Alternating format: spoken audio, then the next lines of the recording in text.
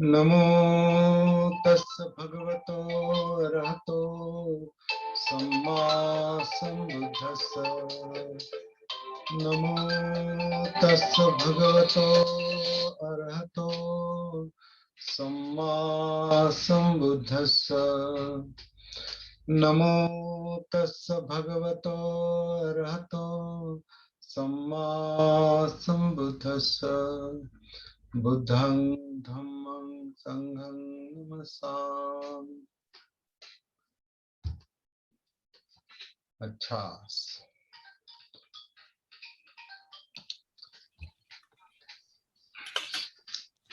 आज हम थोड़ा अलग विषय लेंगे। एक्चुअली पुराना विषय लेने वाले हैं, लेकिन पुराना विषय नए तरीके से लेने वाले हैं। पुराना यानी वैसे बहुत पुराना विषय है, और वो विषय है 3 गाथाओं से संबंधित, और जीवन की 3 गाथाएं। जैसे मराठी में जीवनाच्या 3 गाथा, मराठी में ये सेशन हो गया है इस विषय पर गुरुवार के दिन। आज हम हिंदी में उसी विषय को दोहरा भी सकते हैं, या नए नए तरीके से भी इस पर चिंतन हो सकता है। ये पुराना विषय है। 3 गाथाएं, ये तो बहुत पुराना विषय, 2535 वर्ष 65 साल पुराना विषय है। 2565 साल पुराना विषय है जीवन की 3 गाथाएं। बुद्ध ने इन 3 गाथाओं को दुख मुक्ति का तरीका बताया है, दुख मुक्ति का तरीका बताया है। जीवन की 3 गाथाएं। सब्बे संखारा दुखाति यदा पय्याय पश्यति अथ निबिन्दति दुखे ये समग्रो विशुद्धिया। सब्बे संखारा अनिच्चाति यदा पय्याय पश्यति अथ निबिन्दति दुखे ये समग्रो विशुद्धिया। और सब्बे धम्मा अनत्ताति यदा पय्याय पश्यति अथ निबिन्दति दुखे ये समग्रो विशुद्धिया। ये जो 3 गाथाएं हैं, इन 3 गाथाओं का मतलब मकसद जो है, उद्देश्य जो है, वो दुख मुक्ति है। वो विशुद्धि कहा है। विशुद्धि का एक अर्थ विशुद्धि भी है, मतलब शुद्धिकरण। विशुद्धि का एक अर्थ में शुद्ध, शुद्ध यानी जागृति। विशुद्धि यानी जागृति भी है। शुद्धि, शुद्ध, अपन हम कहते हैं ना शुद्ध बुद्ध, तो शुद्ध मतलब जागृति भी है। तो ये जागृति का भी मार्ग है, और जागृति जो है वो दुख मुक्ति के लिए है, तनाव मुक्ति के लिए है, हमें हमारी तकलीफें दूर करने के लिए है। कंप्लीट विमुक्ति है, दुख मुक्ति है। इसके लिए ये 3 गाथाएं एक जरिया है, एक माध्यम है। इनको समझना बहुत जरूरी है। इन शॉर्ट, दुख अनित्य और अनात्मा। संक्षेप में दुख अनित्य और अनात्मा। तो दुख का संबंध जीवन से है, इसलिए जीवन से संबंधित ये गाथा है। अनित्य का संबंध जीवन से है और सृष्टि से है, इसलिए जीवन की 3 गाथाओं में अनित्यता का अंतर्भाव है। और अनात्म का संबंध तो सीधा जीवन से है, नॉट सेल्फ। आत्मभाव, आत्मभाव जीवन से संबंधित है, इसलिए अनात्म भाव, अनात्म बोध भी जीवन से संबंधित है। इसलिए जीवन की ये तीसरी गाथा है, इसके जीवन से संबंधित है, इसलिए जीवन की 3 गाथाएं। और इस पर हमने एक किताब पहले प्रकाशित की है, और आप लोगों को वो पता है, खासकर दिल्ली आगरा के लोगों को ये पता है कि ये जीवन की 3 गाथाएं, ये किताब दिल्ली से प्रकाशित हुई थी। और जिस तरह से जीवनाच्या 3 गाथा मराठी किताब जो है, उसका जिस तरह से कम अधिक मात्रा में स्वागत हुआ, वैसा भी इस किताब का अभी तक उतना नहीं हुआ, क्योंकि मुझे लगता है ये थोड़ा सा सब्जेक्ट जो है वो प्रैक्टिकल है और डिफिकल्ट भी है, ये समझना। क्योंकि ये मूल गाथाएं हैं, ये मूल शिक्षा है, मूल टेक्निक है, मूल तंत्र है विमुक्ति का, दुख मुक्ति का। और ये समझना इतना सरल नहीं, ये किसी स्टोरी की तरह नहीं है, ये किसी विस्तार पूर्वक कोई भाषण की तरह नहीं, कोई लेख आर्टिकल नहीं, ये कोई नॉर्मल विषय नहीं है, ये एक कह सकते हैं तात्विक विषय है, फिलोसॉफिकल है। और तात्विक विषय में बहुत कम लोग इंटरेस्ट लेते हैं, जिसमें कोई रंजन का विषय होगा, या कोई टाइम पास का विषय होगा, या दूसरा मतलब नॉर्मल विचारों को खाद देने वाला विषय होगा, तो उसमें भी बहुत ज्यादा लोग इंटरेस्ट लेते हैं। लेकिन जब तात्विक विषय आता है, खासकर जीवन से संबंधित आता है, तो जीवन से संबंधित बात बहुत सारे लोगों को डिफिकल्ट लगती है। जीवन से संबंधित बात करना,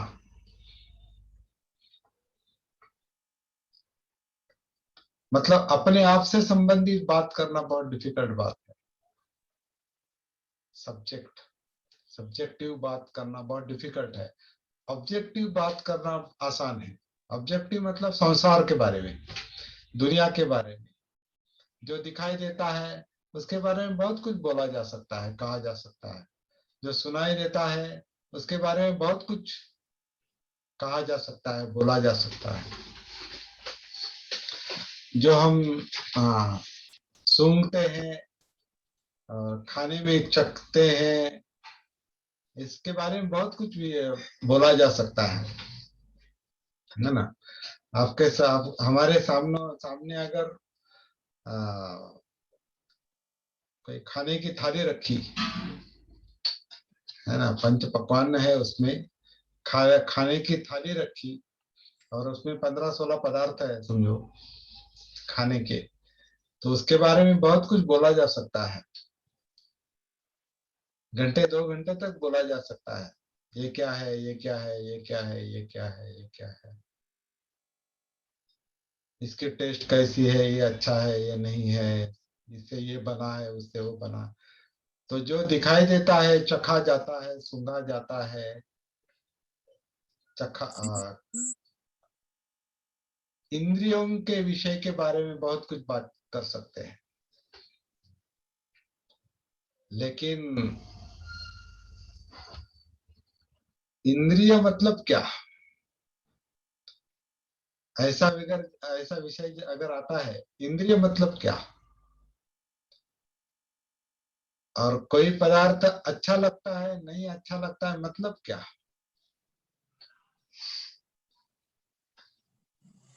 या मन इस विषय पर ये चाहता है, ये नहीं चाहता, मतलब क्या। कृष्णा, तो इस पर बहुत कम बात हो सकती है। जितनी बात पदार्थ के बारे में चल सकती है, जितनी बातें बाहर के विषय के बारे में चल सकती है, उतनी बात हम अपने बारे में, अंदर के बारे में नहीं कर सकते। बहुत कम शब्द मन में आते हैं। तो उसका कारण क्या है, हमारे अपने आप से कनेक्टिविटी, हमारे आप से, अपने आप से जो जुड़ाव है, संपर्क जो है वो कम रहता है। अपना भान कम रहता है। बाहर की दुनिया का भान रहता है थोड़ा बहुत, लेकिन अपना भान बहुत कम रहता है। इसलिए अपने बारे में, अंदर के बारे में, चित्त के बारे में, मन के बारे में, चाहतों के बारे में, तृष्णाओं के बारे में, सुख दुख के बारे में, तात्विक विषय जो है, सुख दुख के, दुख क्यों है, यातनाएं क्यों होती है, आनंद मतलब क्या, आनंद होना मतलब क्या। तो ये इन बातों पर ज्यादा दिमाग नहीं चलता, साधारण व्यक्ति का दिमाग इन बात पर नहीं चलता, क्योंकि ये इंद्रियों का विषय नहीं है, ये सीधा महसूस नहीं होता। जैसे बाहर की दुनिया आपको सीधी आंखों से महसूस होगी, कानों से होगी, नाक कान जीभ त्वचा। इंद्रियों से बाहर का विश्व महसूस होता है तो बहुत चिंतन चलता है, विचार चलता है, तो बात हो सकती है, शब्द निर्माण होते हैं, कई सारे संज्ञाएं निर्माण होती है और शब्द भाषा वाणी काम करती है, चलती रहती है, लगातार चलती है। लेकिन जब अंदर की बात आती है तो वहां कोई इंद्रिय नहीं पहुंचता, अंदर आंख वहाँ नहीं मन पहुंच। पहुंच हाँ वहाँ मन पहुंचता है। हाँ, लेकिन मन तक कैसे पहुंचेंगे, हम्म, वहां मन तक कैसे पहुंचेंगे, इसके लिए कोई माध्यम, सीधा माध्यम नहीं, सुना नहीं। इसको सीधा माध्यम नहीं है। और सीधा माध्यम नहीं है मतलब वो सीधा महसूस नहीं होता, उसका अनुभव नहीं होता। तो जिसका अनुभव नहीं होता उसके बारे में बहुत कम बात चलती है, बहुत कम शब्द निर्माण होते हैं, और ज्यादातर मन यानी हम मौन में चले जाते हैं।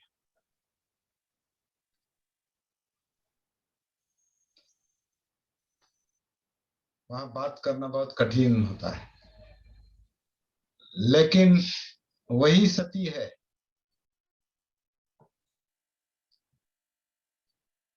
जागृति वही है, सती वही है, आत्मभान वही है, जहां शब्द बंद हो जाते, कम हो जाते हैं। क्योंकि शब्द विचारों विचारों का मतलब वहन वहन करते हैं, विचारों का वहन होता है शब्दों से। और विचार जो है ज्यादातर इंद्रियों के बारे में, और अंदर की बात जब आती है तो विचार भी कम होते जाते हैं, समथा में जाते हैं, शांत होते हैं। अंदर की बात जब आती है समता में जाते हैं, शांत शांत होते हैं, समता में जाते हैं। और और ज्यादा समता में जाएंगे, शांत हो जाएंगे तो इनसाइट में जाते हैं, अंतर्दृष्टि में जाते हैं, और फिर कुछ ना कुछ मिलता है, महसूस होता है। तो कहने का मतलब यह है कि अंदर की बात और बाहर की बात, मतलब जीवन और व्यवहार, जीवन और संसार, ये जो दो, इन दो विश्वों के, ये दो विश्व है मनुष्य के, इनके संबंध में हम बात कर रहे हैं। जीवन के बारे में बात करना है तो फिर जिन्होंने जीवन के संबंध में चिंतन किया है, जिन्होंने जीवन के संबंध में जाना है, जिनको बोध हुआ है, जिनको जीवन महसूस हुआ है, जिनको जीवन की समस्याएं महसूस हुई है क्लियरली, स्पष्ट रूप से, जिनको समस्याओं का कारण महसूस हुआ है, मतलब दुख महसूस हुआ है, दुख का कारण महसूस हुआ है, दुख विमुक्ति महसूस हुई है, दुख मुक्ति महसूस हुई है, और दुख मुक्ति का मार्ग जिनको महसूस हुआ है, उनके अनुभव के आधार पर हमें चर्चा करनी पड़ती है। क्योंकि हमारे साथ अपने शब्द फिलहाल तो नहीं है ज्यादा,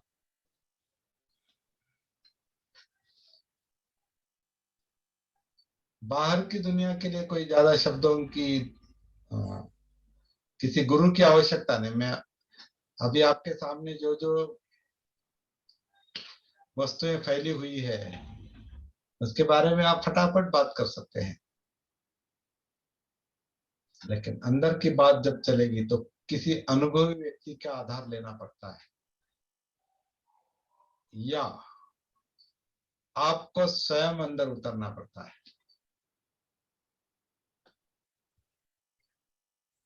और जो अंदर की बात जो किसी की हम करते हैं तो वो तो जाहिर है कि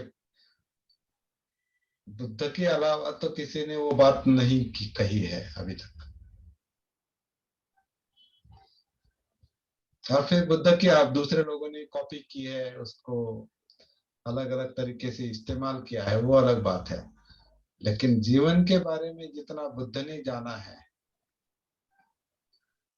वो किसी ने नहीं जाना है।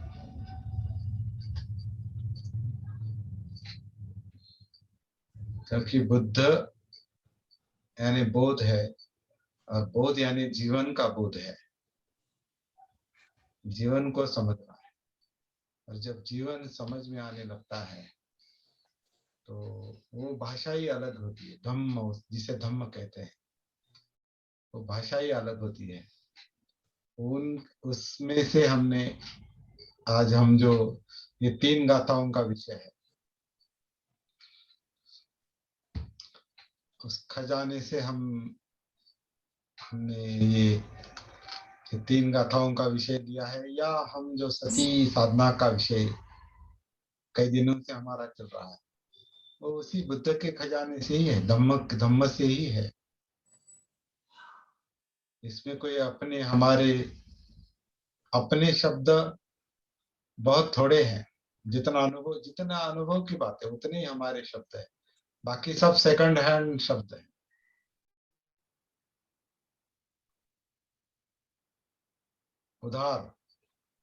उधार की भाषा है। अपनी भाषा बोलना तभी संभव है जब अनुभव आता है, अनुभूति आती है। सती की बात हम कर रहे हैं 2 सालों से, आनापान सती। तो आनापान सती शब्द बुद्ध का है।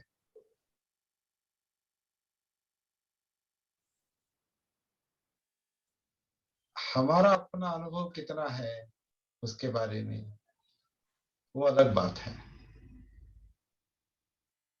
और हमारा अपना अनुभव मतलब क्या, कि मैं स्वयं महसूस कर रहा हूं ये शरीर, ये काया जो नैसर्गिक रूप से सांस अंदर लेती है, नैसर्गिक रूप से सांस बाहर छोड़ती है, ये हर एक का अपना अपना स्वतंत्र अनुभव है।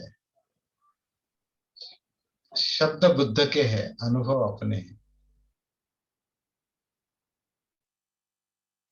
उनके शब्दों का आधार है, उसके अनुसार उसके मुताबिक अपने अनुभव होने चाहिए।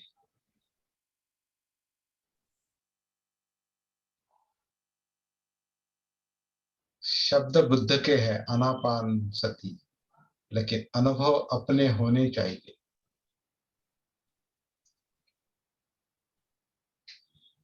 आनापान सती किस लिए, जीवन में उतरने के लिए।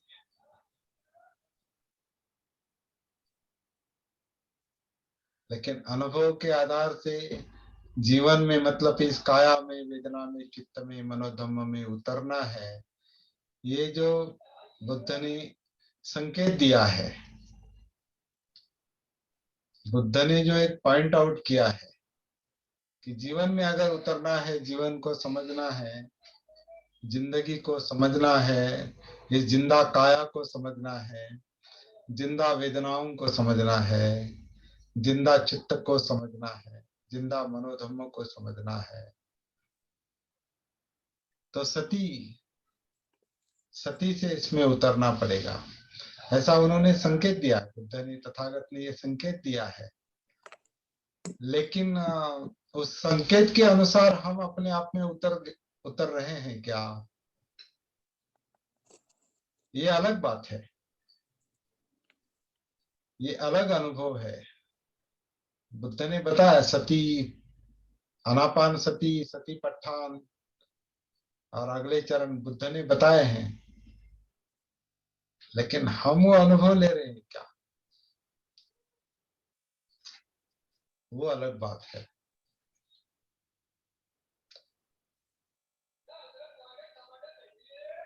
अगर अनुभव नहीं ले रहे हैं तो वो बुद्ध धम्म का ज्ञान है, ज्ञान हो गया, वो बुद्ध धम्म का ज्ञान है कि हाँ ये आनापान सती इसे कहते हैं, ये सती पट्ठान है, ये 3 गाथाएं हैं, ये तब तो बुद्ध जान गए, फला फला ज्ञान है, लेकिन उसके अनुसार अगर उतर रहे हैं, अपने जीवन को अनुभव कर रहे हैं, समस्या समझ रहे हैं, समस्या का निवारण कैसा होता है ये समझ रहे हैं, तो अनुभव की बात हो गई।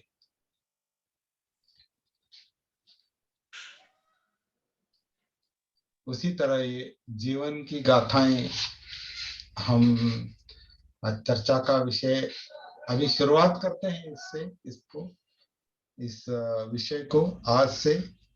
पता नहीं ये कंटिन्यू कब तक चलेगा, मुझे नहीं पता, लेकिन फिलहाल हमने रेफरेंस के लिए जीवन की 3 गाथाएं जो किताब है, ये जीवन की 3 गाथाएं किताब दिल्ली से प्रकाशित हुई है, और इसका अनुवाद जो मराठी पुस्तक है जीवनाच्या 3 गाथा, इसका अनुवाद है ये। और ये मैं और राजेश कुमार सर दोनों ने मिलकर ये अनुवाद किया है दिल्ली में, और राजेश सर ने ही इस किताब को प्रकाश में लाने के लिए बहुत समय दिया है, कष्ट उठाए हैं, और आर्थिक योगदान भी दिया है उन्होंने, राजेश कुमार जी ने। तो उनका तो आभार पुण्यानुमोदन बार बार हम करते ही हैं, किताब में भी किया है, अब भी करते हैं। बहुत इम्पोर्टेंट विषय को उन्होंने प्रकाश में लाने के लिए अपना योगदान दिया है। जीवन की 3 गाथाएं।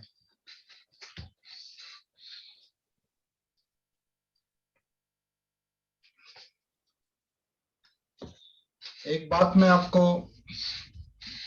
दोहराना चाहता हूं, और उस पर हमने चर्चा भी की है। धम्म का विषय समझने के लिए सती के अलावा दूसरा कोई मुझे चारा दिखाई नहीं देता। जब तक आत्मभान नहीं, जागृति नहीं, अपमाद नहीं, अपने जीवन के साथ अगर अपना संपर्क नहीं, तो धम्म समझना, धम्म का ज्ञान होना अलग बात है, धम्म समझना, महसूस होना, उतरना, अनुभूत होना, वो सती के अलावा मुझे नहीं लगता कोई दूसरा चारा है। मेरा अनुभव अभी ये बता रहा है। 38 साल का अनुभव, और ये इस विषय को 20 साल दिए हैं, 21 साल। सती के अलावा ये काम नहीं हो सकता, अपने आप को पहचानना, अपने आप में उतरना, क्योंकि सती जागृति है। सती का अर्थ जागृति है, और जागृति जीवन की है, मतलब हमारी है, और जागृति वर्तमान का विषय है। अभी इस वक्त आनापान सती कोई पिछला सांस या अगला सांस नहीं, इस वक्त का सांस। अभी जो शरीर अपान कर रहा है, मेरे लिए अभी अपान कर रहा है, क्योंकि मैं बात कर रहा हूं, तो उस वक्त मुझे उसकी सती चाहिए। जब आन होता है तो मुझे उसकी सती चाहिए, उसका भान चाहिए। ये आनापान सती है। आनापान सती या सती वर्तमान में रहने का, वर्तमान को महसूस करने का माध्यम है।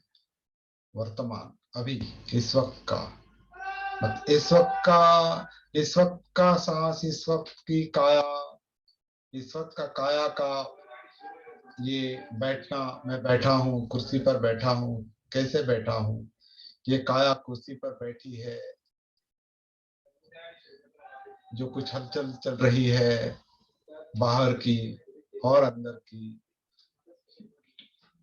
ये सब सती से महसूस होता है और वर्तमान में महसूस होता है। आप वहां पर जो कुछ भी कर रहे हैं, आप अपने लेवल पर जो कुछ भी अभी कर रहे हैं इस क्षण में, वो सती का विषय है। सती वर्तमान को देखती है, क्योंकि भूतकाल को हम देख नहीं सकते और भविष्य को भी देख नहीं सकते। भूतकाल को हम महसूस नहीं कर सकते, भविष्य को महसूस नहीं कर सकते। महसूस करने का काम, अनुभव करने का काम केवल वर्तमान में ही संभव है।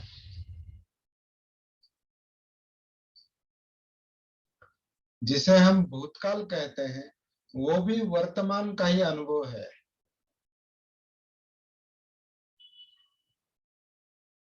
कल ऐसा ऐसा हुआ, ये मैं अभी अगर बता रहा हूं आपको, कल ऐसा ऐसा हुआ, ये मैं अभी आपको बता रहा हूं, तो कल के बारे में मैं वर्तमान में बता रहा हूं, अभी बता रहा हूं। इसका मतलब कल कहाँ है? वर्तमान में ही है। कल तो बीत गया, लेकिन उसके बारे में अब मैं बात कर रहा हूं। तो भूतकाल वर्तमान में जैसे आता है और वो बात करते करते चला जाता है, तो वर्तमान ही है, वर्तमान का ही अस्तित्व है। और ये सती से महसूस होता है, जागृति से, आत्मभान से महसूस होता है। इसी तरह भविष्य काल कहाँ है? भविष्य कहाँ है? भविष्य का कोई अस्तित्व नहीं है। भविष्य यानी जो कुछ आगे का है, वो उसके बारे में अभी इमेजिनेशन चल रहा है, कल्पना चल रही है। भविष्य यानी ऐसा ऐसा मैं करूंगा, या ऐसा ऐसा होगा। होगा तब होगा, लेकिन उसके बारे में अभी वर्तमान में विचार चल रहा है, वर्तमान में बात चल रही है। तो भविष्य, भविष्य भी वर्तमान में ही चल रहा है, भूत भी वर्तमान में चल रहा है, लेकिन ये वर्तमान महसूस होता है सती से, जागृति से, आत्मभान से। और फिर ये वर्तमान में जो ये जीवन, ये जो गतिशील जीवन है, सारा जीवन गति ही है। ये जो गतिशील जीवन है, गतिशील सांस है, गतिशील काया है, ये वेदना है, चित्त है, मनोधम्म है, विचार प्रक्रिया है, इंद्रियों का काम है, देखना है, सुनना है, सूंघना है, चखना है। ये जो वर्तमान में महसूस हो रहे जो कुछ अनुभव है, वो सती से महसूस होते हैं, जागृति से महसूस होते हैं, और ये सती है। और इस सती के साथ, इस जागृति के साथ ही वर्तमान जीवन में, जीवन की गति में एक रूप हुआ जा सकता है। उसे समाधि कहा है। समाधि मतलब जीवन के साथ एक रूप होना।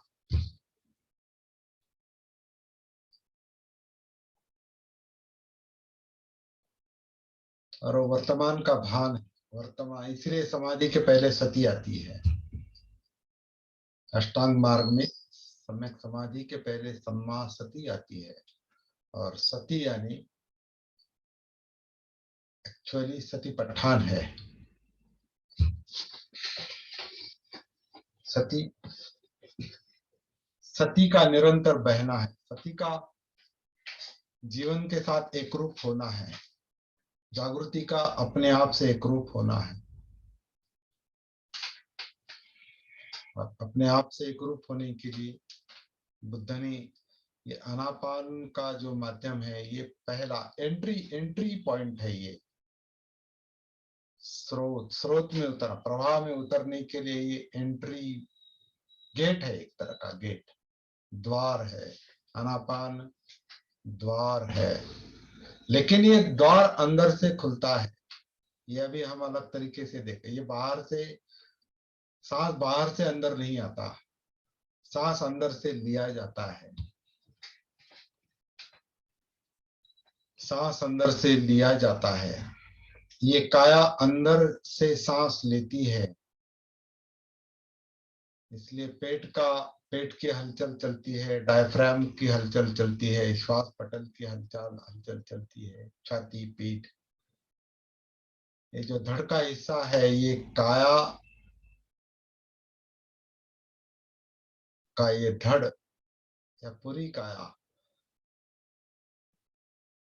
और आगे जाएंगे तो ये जो ब्रेन का नर्वस सिस्टम, तंत्रिका तंत्र का जो कार्य है, ब्रेन आनापान करता है, ये तंत्रिका तंत्र आनापान करता है, क्योंकि ये तंत्रिका तंत्र जो ब्रेन से अपने ब्रेन से निकली हुई जो नसें हैं, जो रीढ़ की हड्डी से पूरे शरीर में फैली है, वो हमारी फसलियां और पेट और श्वास पटल सब में फैली। तो इनका नियंत्रण है इस पर। तो आरंभ में हमें लगता है हाँ सांस बाहर से अंदर आती है जाती है, शुरू में ऐसा लगता है, लेकिन जैसा अंदर उतरेंगे तो महसूस होता है कि सांस बाहर से नहीं आ रहा, सांस अंदर से लिया जा रहा है। तो पेट के अंदर नाभि के पीछे जो कुछ थोड़ा कुंचन प्रसरण महसूस होता है, अगर आप अंदर उतरे हैं तो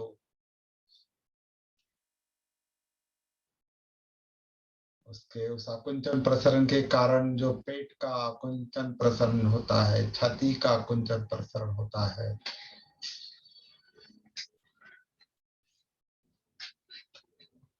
जब छाती का प्रसरण होता है तो डायफ्राम का आकुंचन होता है।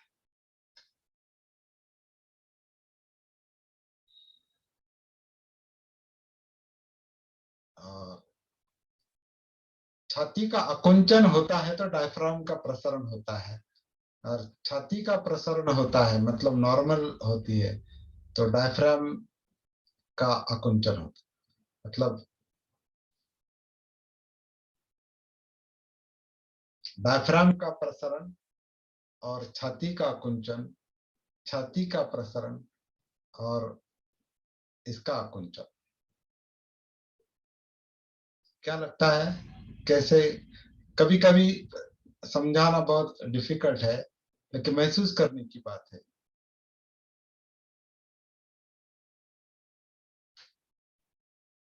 डायफ्राम जब ऊपर जाता है तो छाती फैलती है, छाती, डायफ्राम जब नीचे आता है तो छाती का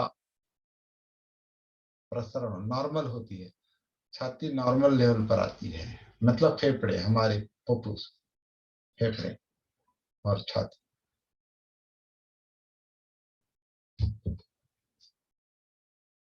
और अंदर से कुछ ना कुछ डायफ्राम को खींचता है। तो नर्वस सिस्टम है, वो तंत्रिका तंत्र है। इसका मतलब पूरी सांस काया का हिस्सा है, छाती सांस छाती का हिस्सा है, सांस डायफ्राम का हिस्सा है, मतलब एक ही है। सांस पेट का हिस्सा है, सांस तंत्रिका तंत्र का हिस्सा है, इसका मतलब सांस जीवन का हिस्सा है। तो ये जीवन ही नैसर्गिक रूप से सांस लेता है, छोड़ता है। इस समय अभी अभी महसूस करने की बात है, और ये निरंतर चल रहा है। हमें सती भान हो ना हो, वो काम चल रहा है। हमें जब भान आता है तो वो महसूस होता है, जो अभी चल रहा है वो सती आत्मभान के कारण महसूस होता है। लेकिन हमें आत्मभान नहीं है, सती नहीं है, इसका मतलब और काम रुक गया ऐसा नहीं, हमें केवल महसूस नहीं होता। तो जीवन का ऐसा बहुत बड़ा हिस्सा है, 90% हमारे जीवन का ऐसा हिस्सा है जो हमें सती ना होने के कारण, जागृति ना होने के कारण महसूस ही नहीं होता। मतलब जीवन कैसे चल रहा है वो महसूस ही नहीं होता, और महसूस नहीं होता इसलिए जीवन की समस्याएं महसूस नहीं होती, और उसका निवारण समझ में नहीं आता। तो ये समझ में आने के लिए पहले उतरना जरूरी है। और ये जीवन की 3 गाथाएं भी ऐसा ही विषय है। जब तक हम जीवन के इससे कनेक्ट नहीं होते, अपने आप से कनेक्ट नहीं होते, तब तक जीवन दुख है। सब्बे संखारा, संखारा मतलब संस्कारित अस्तित्व, मतलब जीवन, शॉर्ट में जीवन। क्योंकि संस्कार मतलब जीवन संस्कारों से ही बना है। संस्कार ही जीवन है, जीवन ही संस्कार है। और ये गति है, एक तरह गतिशील जीवन है।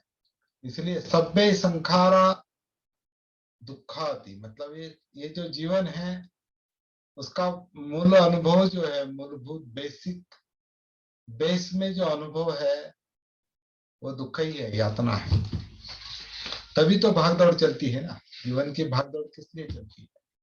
वो कुछ ना कुछ प्रॉब्लम है, इसलिए भागदौड़ चलती है। यूं ही भागदौड़ नहीं चलती, कुछ ना कुछ चाहिए, कुछ ना कुछ चाहिए, कुछ ना कुछ नहीं चाहिए। जीवन की जो भागदौड़ है वो इस यातनाओं के कारण है।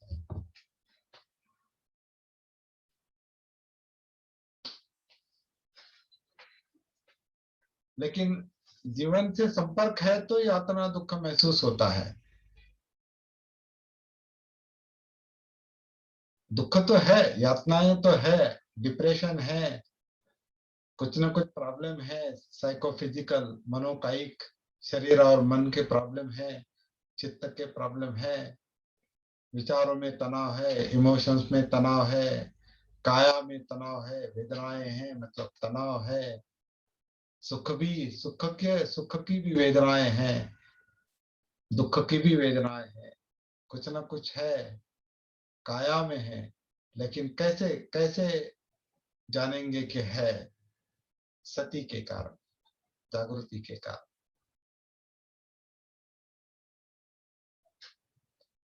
सती सती नहीं है, जागृति नहीं है तो महसूस होना असंभव है। क्योंकि वहां कनेक्टिविटी नहीं, उस शहर में, जिस शहर में गए नहीं वो शहर दिखाई नहीं देता। तो पहले शहर में जाना पड़ता है।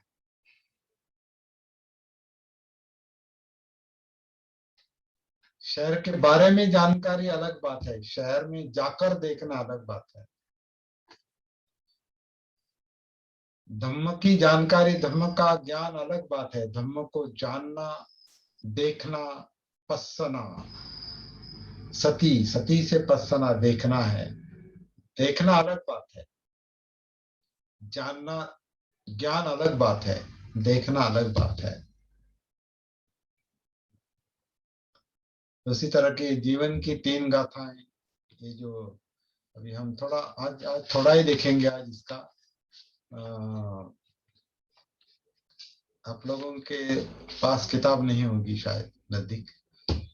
जीवन की 3 गाथाएं, उसका जो पहला चैप्टर है, पहला अध्याय जो है, जीवन का उद्देश्य क्या है। ये पहला अध्याय है, जीवन का उद्देश्य क्या है। हमें आनंद चाहिए, सुख चाहिए, या दुख मुक्ति चाहिए।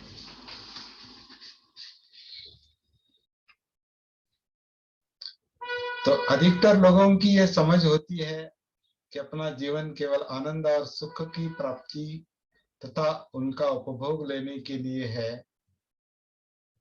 ऐसा बहुत सारे लोग, अधिकतर लोगों को लगता है कि अपना जीवन आनंद और सुख के लिए। ऊपरी तौर से देखा जाए तो ऐसा आभास होता है। ये सही है, ये समझ सही है। क्योंकि मनुष्य को जीवन में आनंद और सुख तो चाहिए, वरना जीवन दुख का बोझ बन जाएगा। लेकिन यह समझ सही होने के बावजूद उचित नहीं है। सही है लेकिन उचित नहीं है। बराबर है। जीवन में आनंद चाहिए, सुख चाहिए। ये सही लगता है लेकिन उचित नहीं है, सम्यक नहीं है। यदि हम स्वयं से ये प्रश्न पूछें कि हमें या मुझे आनंद और सुख किस लिए चाहिए, तो इसका उत्तर यही होगा कि मुझे आनंद और सुख इसलिए चाहिए क्योंकि मैं दुख नहीं चाहता। अंदर का जो प्रॉब्लम है दुख का, यातना का, वो नहीं चाहता, इसलिए सुख चाहिए, इसलिए आनंद चाहिए। इसका अर्थ यह हुआ कि मनुष्य की जीवन में जो दौड़ धूप चलती है वह आनंद और सुख के लिए नहीं चल रही है, दुख मुक्ति के लिए चल रही है। दुख की समस्या सुलझाने के लिए ये अंदर से वो भाग दौड़ चल रही है, लेकिन बाहर ऐसा दिखाई देता है हाँ आनंद आनंद के लिए हम सब कर रहे हैं, सुख के लिए कर रहे हैं। लेकिन सुख क्यों चाहिए? क्योंकि वो नहीं है। आनंद क्यों चाहिए? क्योंकि वो नहीं है। जो नहीं है वही पाने के लिए भाग दौड़ चलती है। बाहर दिखाई कुछ और देता है, लेकिन उसके पीछे का प्रॉब्लम कुछ और होता है। पीछे का मतलब अंदर का, जीवन से संबंधित। वो अंदर का प्रॉब्लम और होता है, बाहर और दिखाई देता है। बाहर हमको ये दिखाई देता है कि हमको गाड़ी आवश्यक है, गाड़ी चाहिए, और गाड़ी मुझे कंफर्ट देगी, मतलब एक सुख देगी, कुछ लोगों को आनंद भी देती है। लेकिन गाड़ी क्यों चाहिए?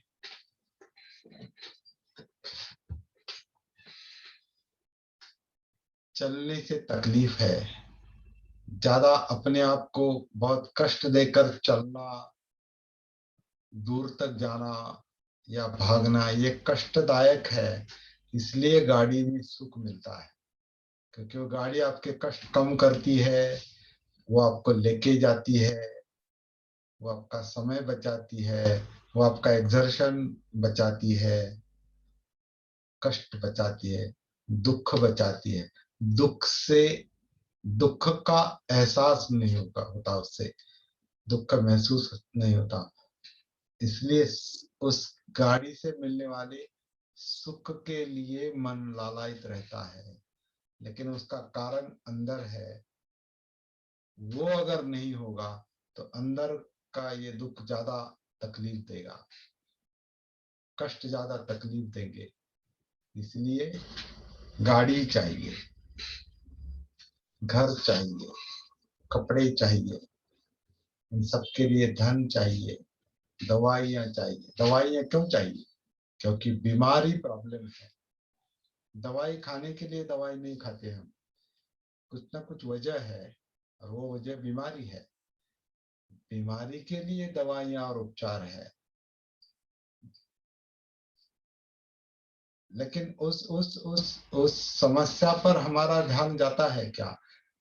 वहां ध्यान नहीं जाता, क्योंकि उसका भान नहीं है।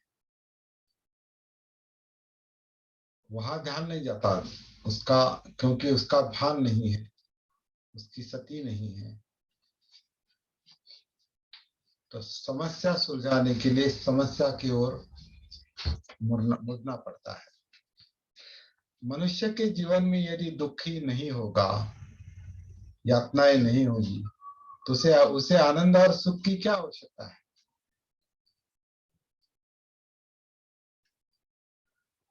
इसलिए दुख जीवन का सत्य है। सारे दौड़ धूप के पीछे वही प्रेरणा है। दुख यातना ही दौड़ धूप के पीछे की प्रेरणा है।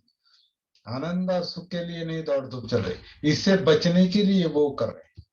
दुख और यातनाओं से बचने के लिए बाकी सब उपाय हम करते हैं।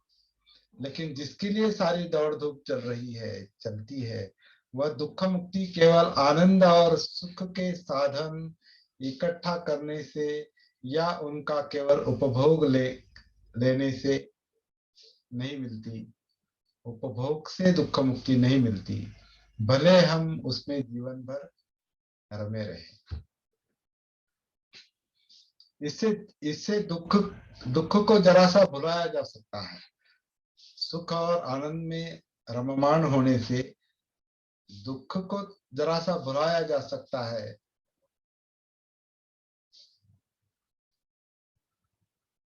लेकिन उससे मुक्त नहीं हुआ जा सकता। आनंद और सुख में रममाण होने से दुख मुक्ति नहीं मिल सकती। उससे भुलाया जा सकता है थोड़ी देर के लिए, क्योंकि जब तक वो आनंद और सुख की वस्तुएं हैं, वो विषय है, तब तक ही उसमें आनंद मिलता है। वो विषय खत्म हो गया कि फिर अंदर का जो, अंदर की जो मतलब समस्या है, वो फिर अपना सिर उठाती है। तो जीवन की ये वास्तविकता जब तक हमारे समझ में नहीं आती, जब तक हम अपने जीवन के प्रति जागरूक नहीं होते, तब तक वो समस्या सुलझाना कठिन है। ये जितनी जल्दी समझ में आएगा, उतने जल्दी दुख मुक्ति के लिए हमारे प्रयत्न शुरू होंगे।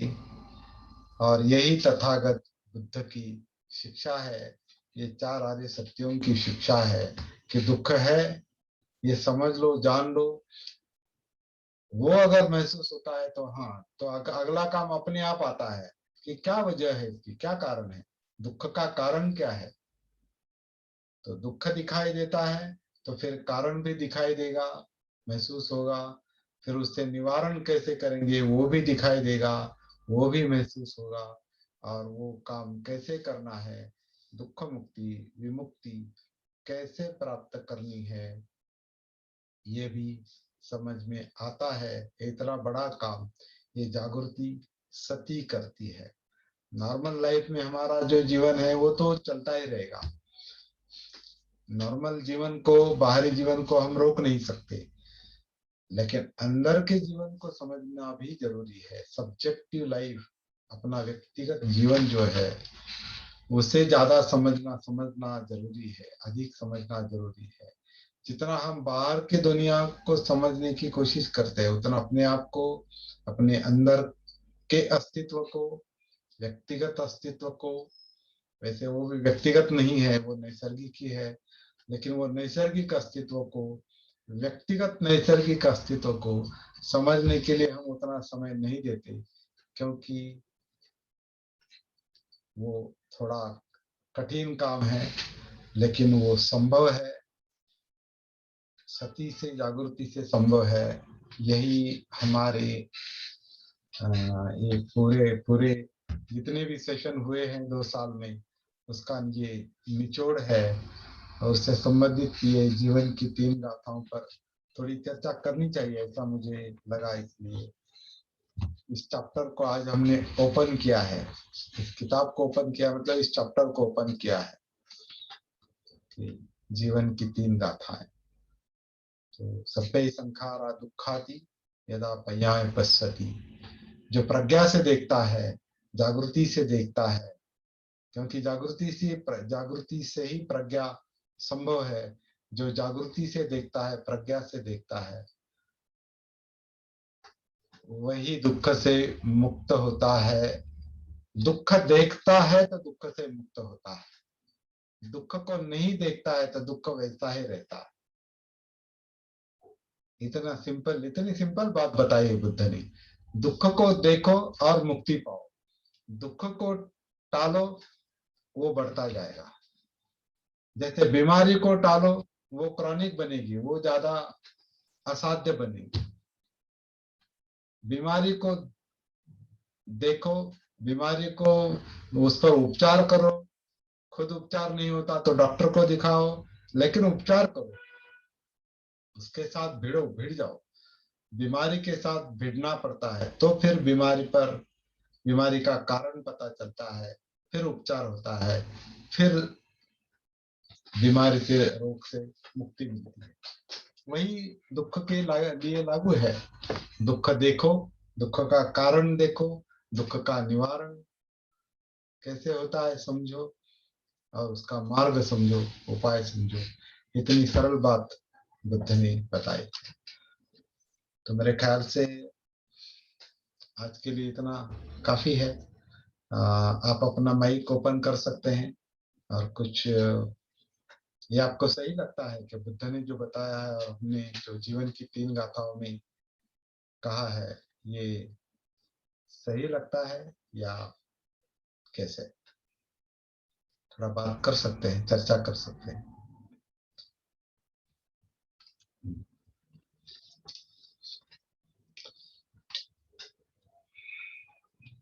राजेश सर, आपसे ही शुरुआत करेंगे क्योंकि इसका बीजारोपण आपने किया है। आप, हाँ, जीवन की 3 गाथाएं। संभवतः लोगों को ये लगता है कि जो जीवन की 3 गाथाएं वो आपका अपना प्रकाशन है। प्रकाशन बुद्ध का है, चलो उन्होंने बताया, नहीं हमने नहीं, क्या। लोगों को लगता है, हाँ हाँ। लेकिन वो क्या कहते हैं ना कि जब चीजें लोभ और मोह में होती है, या हम किसी के अंदर बहुत गहराई से वो कोई बात कोई मत हमने अपने अंदर ले लिया है, तो दूसरे का मत या दूसरे की बात उनको मन के अंदर उतरती नहीं है। भले ही आपने 3 गाथाओं का संकलन बुद्धवाणी से किया है, बुद्ध के उपदेशों से किया है, सभ्य संखारा दुखाती पहिया पसती, तो ये बुद्ध का संदेश है, वाणी है, उनका ज्ञान है, उनकी प्रज्ञा है, जो उन्होंने दुख को देखा, दुख से मुक्ति की बात कही है। 4 आर्य सत्यों में उन्होंने जो अंतिम दिया है वो आर्य अष्टांगिक मार्ग को दिया है। आर्य अष्टांगिक मार्ग में भी दुख निरोध बताया है, तो दुख का निरोध आर्य अष्टांगिक मार्ग से संभव है। तो जब सारे संस्कारी दुखमय है, तो एक हम आम इंसान क्यों नहीं देख पाते? क्यों केवल हम आनंद और सुख की बात करते हैं? Right right. क्यों हम आनंद और सुख की जो भीख है मंदिरों, मस्जिदों और गिरजाघरों में जाकर के मांगते? बुद्ध ने मानव स्वयं दुख से दूर मुक्ति पा सकता है, तो उसका क्यों अभ्यास नहीं करता? तो ये जो अभ्यास है, जो बुद्ध की जो वाणी है,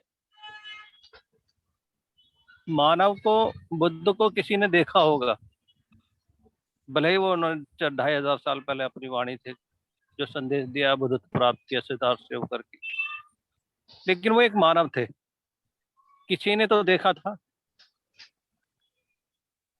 वो जैसे सभी मानवों की प्रकृति होती है, पैदा होते हैं, बड़े होते हैं, वैसे ही उनकी प्रकृति थी, लेकिन जिनको देखा ही नहीं, तो उसके लिए हम उनसे क्या मांगे? तो सबसे पहले मेरा ये मानना है कि जो हमारे मन के ऊपर जो एक पर्दा है कि ये कमलवीर प्रधान रत्न का संकलन है, वो हटा के देखना चाहिए, और सभ्य संकार दुखातीत पर हमें ध्यान कर 3 गाथाओं को देखना और पढ़ना चाहिए। और उसके मूल में लगभग सभी चीजें आनापानसति आ जाती है। आनापानसति से सब बोधांग आता है,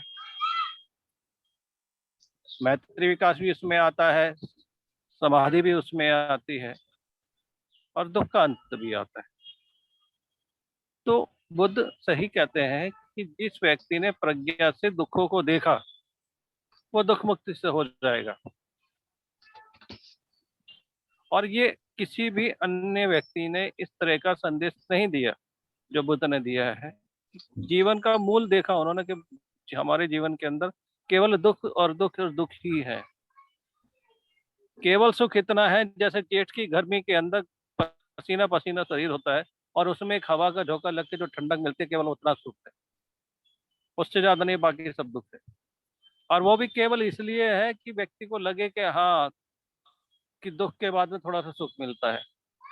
तो क्षणिक सुख के चक्कर में वो इतनी बड़ी जीवन की जिंदगी को जीता है, और अपने तान तनावों को लेकर जीता है। घर, परिवार, समाज, नौकरी, सब इसी में लगा रहता है, केवल किस लिए कि क्षणिक सुख पा सके, कोई उसकी तारीफ कर सके, कोई उसको आनंद के क्षण उपलब्ध करा सके, वो किसी भी प्रकार के हो सकते, सिनेमा घर का हो सकता है, मद्यपान का हो सकता है, घूमने।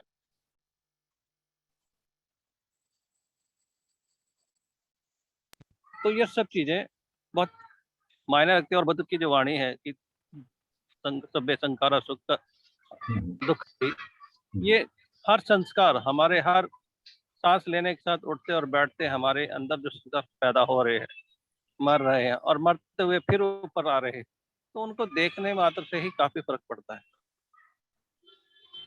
बहुत और मैंने इन चीजों को महसूस भी किया है हाँ आनापानसति के माध्यम से, आपकी क्लास के माध्यम से दुखों को देखता हूँ।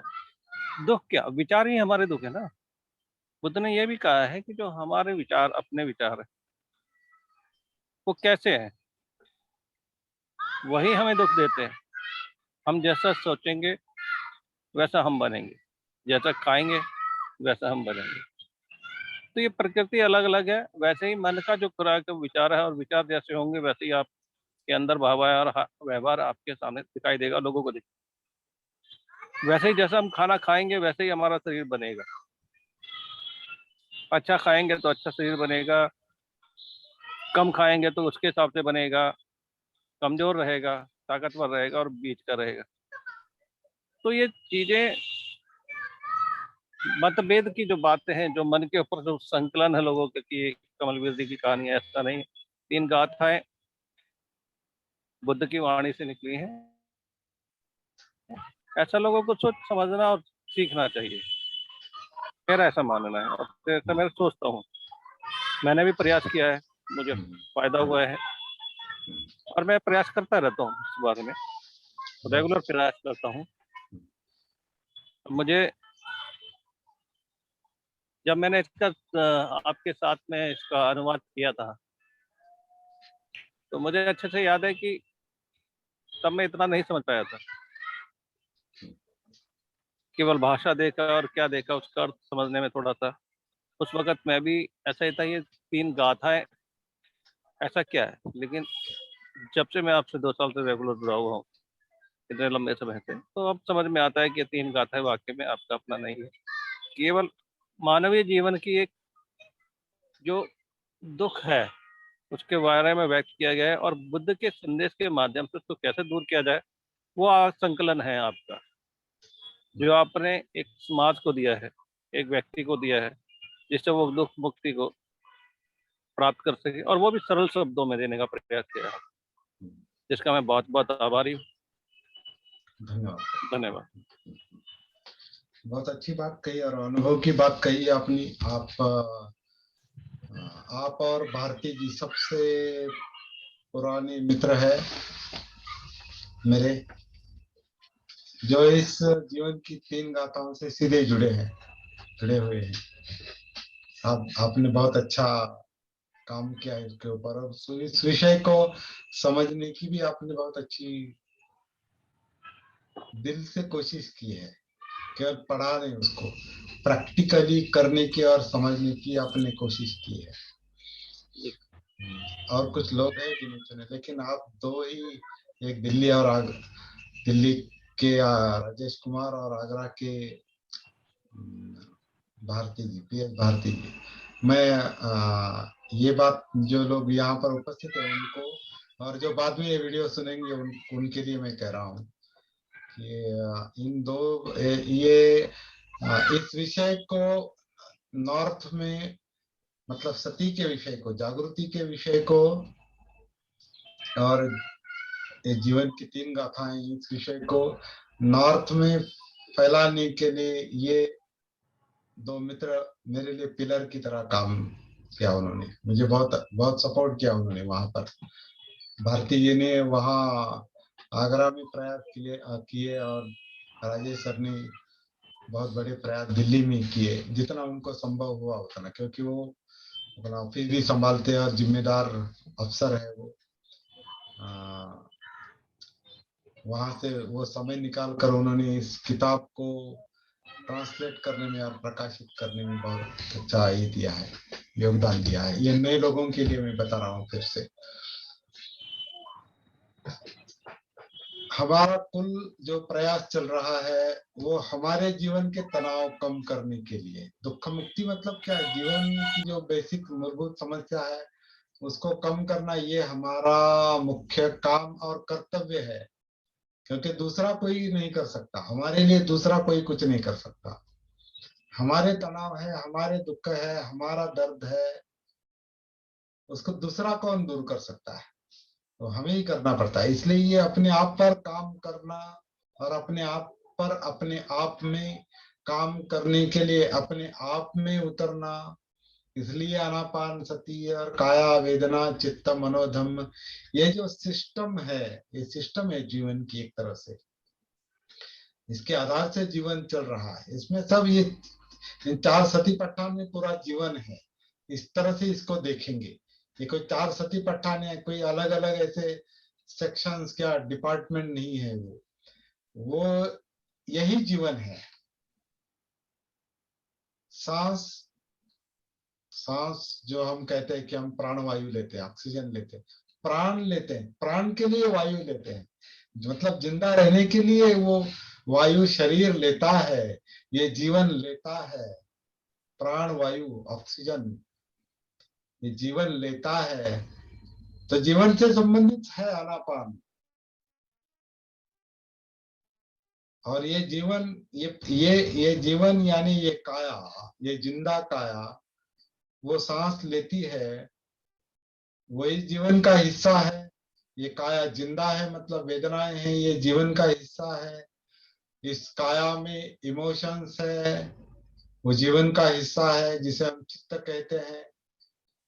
इस काया में ब्रेन में थिंकिंग प्रोसेस चलती है, और जो हमारी जो रीढ़ की हड्डी है, जिसे मराठी में पाठीचा कणा कहते हैं, उस रीढ़ की हड्डी से, ब्रेन से लेकर जो पूरा जाल पूरे जीवन में फैला है, उसमें जो थिंकिंग प्रोसेस चलती है और कुछ जो मैसेज पूरे शरीर में पहुंचाने का और शरीर के मैसेज ब्रेन तक लाने का, वो जो काम चल रहा है तंत्र का, नर्वस सिस्टम का।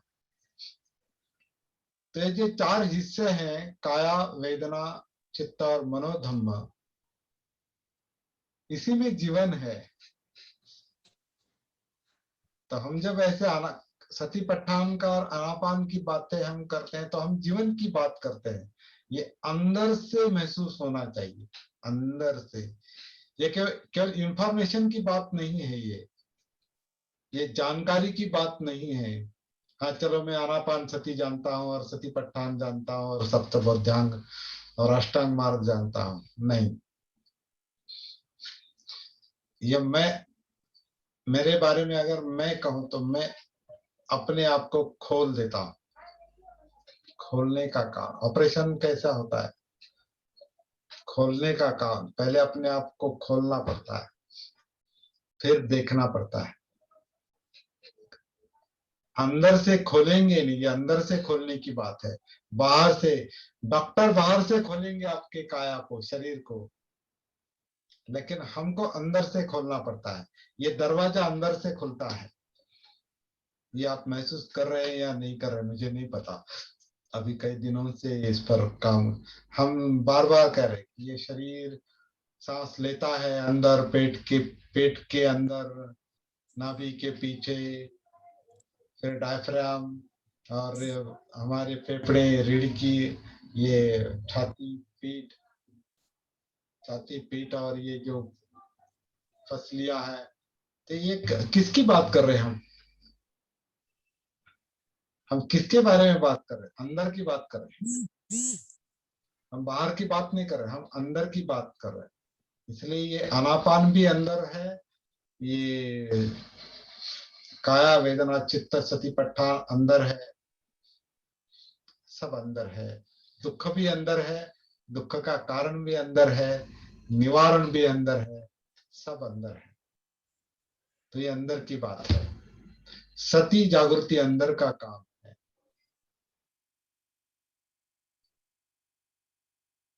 अंदर की गहराई का काम है। ये केवल इंफॉर्मेशन का काम नहीं, जानकारी का काम नहीं, केवल बौद्धिक काम नहीं,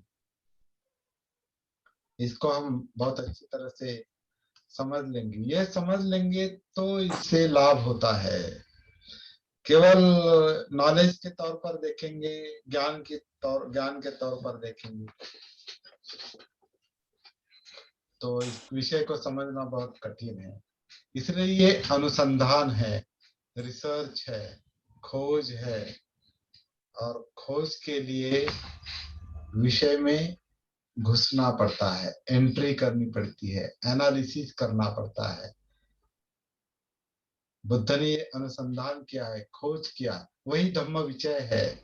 दूसरा सप्त बोध्यांग जो है, सप्त बोध्यांग में दूसरा बोध्यांग धम्म विचय यानी धम्म का एनालिसिस।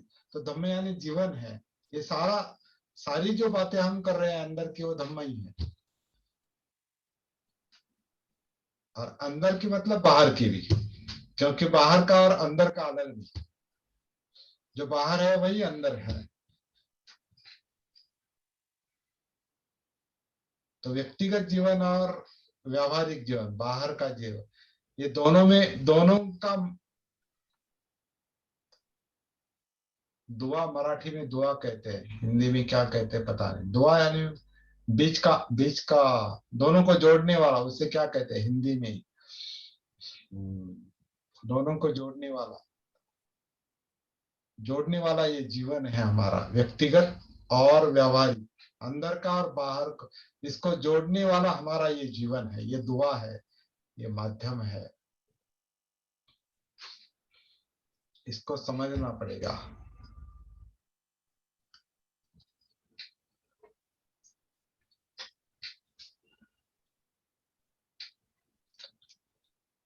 तो चलिए अभी ये जो हम झूम पर डेढ़ साल हम काम कर रहे हैं, इसका असर मुझे उतना गहरा दिखाई नहीं दिया। केवल हम बात करते हैं, कम्युनिकेशन चलता रहा, लेकिन रूबरू प्रैक्टिकली जो काम पर्सनल कम्युनिकेशन में चलता है या शिविरों में चलता है, क्लासेस में चलता है, प्रैक्टिकली रूबरू, उसका जो असर है वो यहाँ ऑनलाइन मुझे थोड़ा महसूस करना, या वो रिजल्ट पाना मुझे थोड़ा कठिन लगा। तो जब तक अभी ये झूम है तब तक हम थोड़ी बात करते रहेंगे। उसके बाद हमारा प्रैक्टिकल मिलना जुलना सेशन, मतलब शिविर, एक वनडे शिविर हो या 2 दिन के हो, 3 दिन के हो, ये हम अभी शुरू करेंगे जल्दी। जैसे ये माहौल, कोरोना का माहौल कम होता जाएगा, कम हो रहा है अभी, जैसे ये लॉकडाउन पूरा बंद हो जाएगा, मतलब लॉकडाउन ओपन हो जाएगा, काम करना शुरू करेंगे। और 3 लेवल पर काम करेंगे। जैसे हम जानते हैं L1, L2, L3, level 1, level 2 और लेवल 3। इस लेवल पर हम प्रैक्टिकल शिविरों में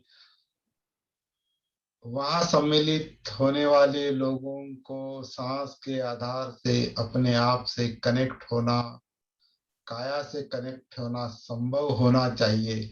इस तरह के हम प्रैक्टिकल शिविर लेने की कोशिश करेंगे, प्रैक्टिकल, जो यहाँ संभव नहीं होता। अभी आप पुराने लोग हैं इसलिए आपको वो महसूस हो रहा है, लेकिन नए लोगों को, मुझे इसलिए ज्यादा नए लोग जुड़ क्यों नहीं पा रहे, उसका कारण उनको समझ में नहीं आ रहा है क्या चल रहा है। लेकिन हम लोगों ने अलग तरीके से पहले काम किया है, इसलिए आपको समझ में आ रहा है। लेकिन नए लोग, मैं देख रहा हूँ नए लोगों को ये थोड़ा कठिन जा रहा है। तो चलिए अभी ये हमारा ये जो जूम का काम है, ये अभी इस महीने के अंत तक 24 तारीख तक ज्यादा से ज्यादा रहेगा। उसके बाद हम इसको बंद कर देंगे, और तब तक ये हमारे जीवन की 3 गाथाओं का विषय जितना होता है उतना जारी रखेंगे। तो आप सब लोगों को मैं धन्यवाद देता हूँ, बहुत अच्छा आपका योगदान है। आप प्रैक्टिस करने, आप सभी प्रैक्टिस करने वाले लोग हैं। कुछ लोग यहाँ पर आए नहीं, जो मराठी सेशन में रहते हैं वो यहाँ नहीं है, लेकिन जितने भी लोग इस सेशन में रहे हैं 1.5 2 साल तक, पौने 2 साल तक। ज्यादातर लोग प्रैक्टिस में है, ये मैं देख रहा हूं, तो बहुत अच्छी बात है। इसी काम को हम आगे ले जाएंगे, प्रचार करेंगे और सती साधना को व्यापक बनाएंगे। तो रुकेंगे यहाँ पर। अगला अगला जूम का कार्यक्रम कभी होगा? अभी फिलहाल तो गुरुवार और इतवार 2 चल रहे हैं। गुरुवार को मराठी में, ठीक है, ठीक है, हाँ। और मालूम मेरे नहीं। प्रयास थोड़े लिखने में मैं थोड़ा व्यस्त हूँ। और दूसरा एक काम हाथ में लिया है, वो एक डॉक्यूमेंट्री फिल्म बनाने का है, उस पर भी काम कर रहे हैं। लेकिन हेलो सर, हेलो, हाँ सर बोलिए। हेलो, हाँ बोलिए सर। हाँ मैं ये कह रहा था सर, फिर कम से कम रिकॉर्डिंग तो नहीं हुआ करेगी फिर आगे? रिकॉर्डिंग के लिए अगर ग्रुप सब लोग चाहते हैं तो जूम को चलने दें सर, एक दिन तो संडे के दिन तो चलने दें, प्रैक्टिकल होता रहे, कोई बात नहीं है सर। हाँ हाँ, देखते हैं कैसे ये होता है। लेकिन देखिए इसको थोड़ा ये सर ये खर्चे का काम है, हाँ, तो नहीं, देखते हैं। सभी योगदान आप इसमें मैसेज डाल दें कितना खर्चा पड़ेगा, 16-17 हजार का उसके है। लिए हाँ, और कितने लोग हैं वो दे देंगे सर। देखते हैं, कोशिश करेंगे। हैं? हाँ कोशिश करेंगे उसके लिए। लेकिन अभी जूम पर ये काम करने का थोड़ा अभी बाहर जाना जरूरी है, बाहर काम करना जी ज्यादा जी जरूरी है। ठीक। नहीं, जब आप नगर में होंगे तब तारीख अगर डिक्लेयर।